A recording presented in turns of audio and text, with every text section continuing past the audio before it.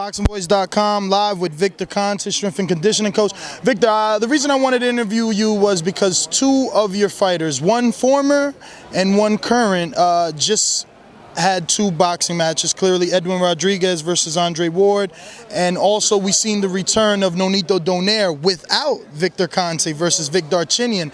I wanted to get your assessment of the Nonito Donaire fight without you. How did he look to you? Because to us, he didn't look too good versus a guy that he starched early in his career. And this time he was losing on the scorecards. If it wasn't for that knockout, he would have another loss on his record. It's actually been two fights, the Rigondeaux fight and the last fight. Remy Korchemny and I both stopped working with Nonito about a month before the Rigondeaux fight. I just think too many distractions. Nonito's an extremely talented guy, but you know, I think that the amount of work that he put in for both of those fights could have been more.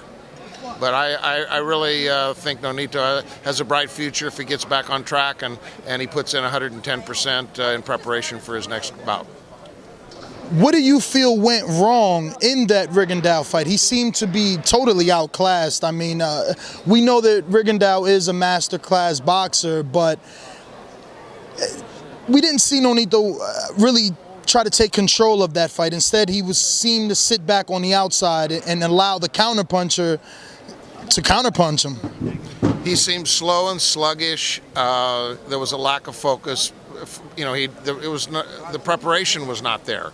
He didn't study film. I think he took the fight lightly, and he made a mistake.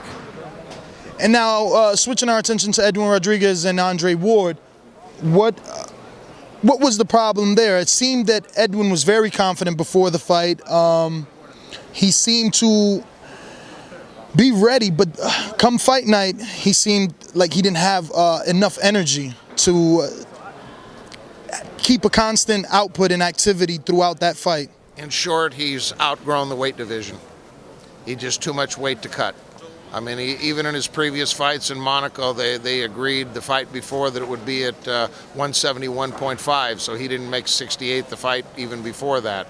So Edwin's a big boy, and he pushed all the water out that he could, but he just couldn't make 168. So you're saying that the two previous fights before were a thing where he couldn't make 168 and not that he was moving up? Because remember, Grachev was a 175-pounder, so we automatically assumed that the 171 catch weight was the catch weight because one fighter was a super middleweight, the other one was a light heavyweight, so they met in the middle. I think he's at that age where he just simply outgrew the weight division. I don't know that he could have made even 168 for that previous fight. It was a 171.5, and that's exactly what he came in at. So is it your opinion that if that fight took place at 175, it would be a different Edwin Rodriguez? I think you would have definitely seen a different Edwin Rodriguez. No question. He's a 175-pound fighter. And then all the other issues that went along with it, the not being able to fight for the title, you know, having to come back in that following morning and make another weight, the financial loss. I mean, there was a lot of distraction there. But listen, not to take anything away from Andre Ward, he's a great fighter and he deserved to win. Do you continue to work with Edwin Rodriguez? I certainly will, yes. I talked with Ronnie Shields earlier. He's here today with Laura, and I hope to see Edwin. I think he's coming here as well. Edwin's a great guy. I really enjoy working with him. Are you also working with Islandri Laura? No, I'm not. And no one else in the Ronnie Shields camp? Because Jamel Charlo's also having a fight January 25th. I'm here with Sean Porter. Oh, okay. Well, thank you very much, Mr. Conte.